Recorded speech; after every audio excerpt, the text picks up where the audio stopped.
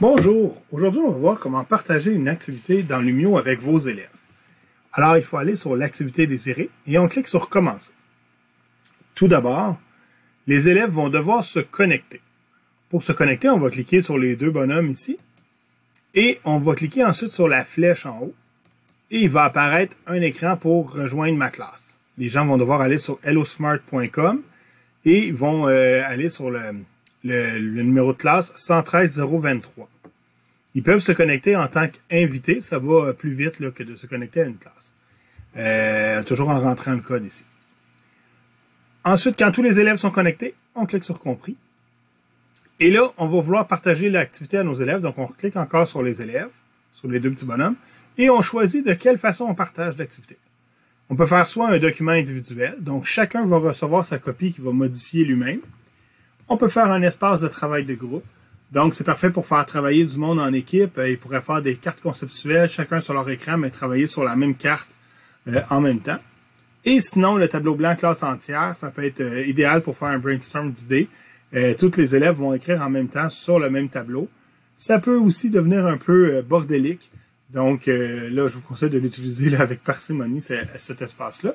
Mais les deux autres, ça fonctionne très bien. Un coup qu'on a choisi qu'on veut faire, par exemple, un document individuel.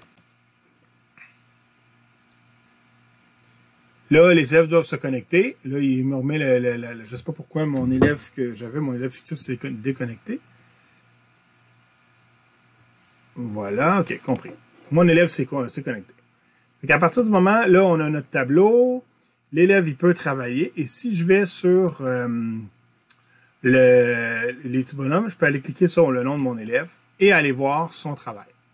Fait que je peux voir exactement ce qu'il a fait. Puis je peux voir à mesure que lui-même travaille dessus. Donc, si mon élève ajoute quelque chose, je vais le voir apparaître. Ensuite, autre chose de très important, quand vous allez aller sur les deux élèves ici, les deux petits bonhommes, vous pouvez choisir si le rythme va aller au rythme de l'enseignant ou au rythme de l'élève.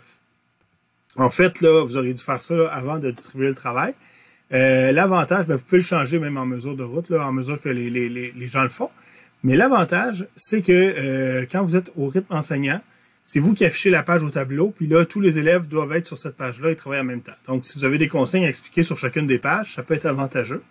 Si par contre, vos élèves, vous voulez qu'ils aient à leur rythme, donc dès qu'ils ont fini une page, ils peuvent passer à la suivante en cliquant sur les flèches ici, puis revenir à celle d'avant quand ils n'ont pas fini, quand ils veulent revoir quelque chose, ben vous pouvez choisir sur l'élève. Et là, à mesure que les gens travaillent, vous pouvez changer le rythme, soit le ramener à l'enseignant ou le ramener à élève. Ensuite, quand tout ça est terminé, vous allez pouvoir cliquer sur les trois barres ici et mettre fin à la leçon. Malheureusement, là, ça ne garde pas des traces toujours là, de vos élèves. C'est pas comme dans Teams où on garde les devoirs. Un coup qu'on a terminé la leçon, on perd les traces de nos élèves. C'est vraiment un outil pour travailler sur le champ avec vos élèves, pour les faire pratiquer. Voilà, c'était comment partager une activité Lumio avec vos élèves. Merci.